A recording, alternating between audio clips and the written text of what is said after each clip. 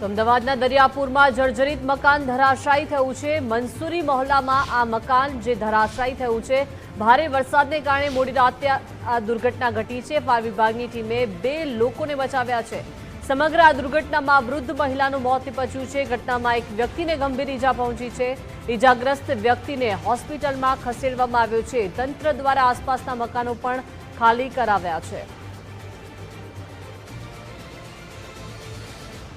અમદાવાદ શહેરમાં ભારે વરસાદ વરસતા અનેક જે મકાનો છે તે ધરાશાયી થવાની ઘટનાઓ સામે આવી હતી। ત્યારે આજે વધુ એક મકાન ધરાશાયી થયું છે।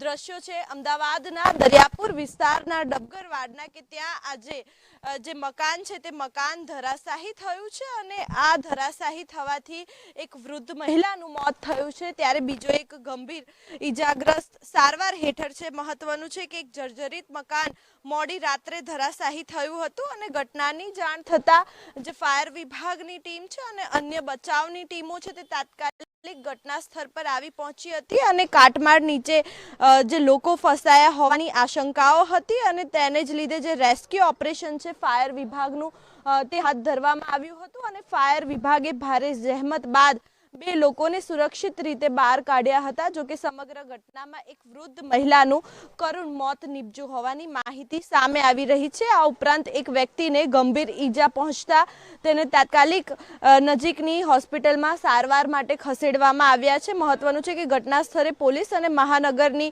જે ટીમો છે તે પણ પહોંચી હતી અને સમગ્ર વિસ્તારને હાલ કોર્ડન કરીને કાટમાળ હટાવવાની જે કામગીરી છે તે શરૂ કરવામાં આવશે અને છેલ્લા કેટલાક દિવસથી પડી રહેલા ભારે વરસાદને કારણે વધુ એક મકાન જર્જરિત થયું હતું અને કહી શકાય કે તમામ જે કોર્પોરેશનના જે અધિકારીઓ છે તે પણ ઘટના સ્થળે આવી પહોંચ્યા હતા અને સ્થાનિકોમાં પણ આ ઘટનાને લઈને જે ભયનો જે માહોલ છે તે જોવા મળી રહ્યો છે। જર્જરિત હાલતમાં આવેલા અન્ય મકાનોનું પણ તાત્કાલિક જે સર્વેક્ષણ છે તે શરૂ કરવામાં આવ્યું છે। મહત્વનું છે કે આ મકાન ધરાશાયી થતાં જે ટેમ્પો પણ પાર્ક કરેલો હતો તે પણ દબાઈ ગયો છે। સાથે સાથે 5 જેટલા જે 2 વ્હીલર હતા તે પણ અહીંયા પાર્ક કરેલા હતા તે પણ દબાઈ ચૂક્યા છે અને ખાસ કરીને અન્ય જે નોટિસ છે તે પણ કોર્પોરેશન દ્વારા આપી દેવામાં આવી છે અને જે બેરિકેડ્સ છે અને ખાસ કરીને તે પણ લગાડવામાં આવ્યા છે અને સ્થાનિકોમાં પણ આ ઘટનાને લઈને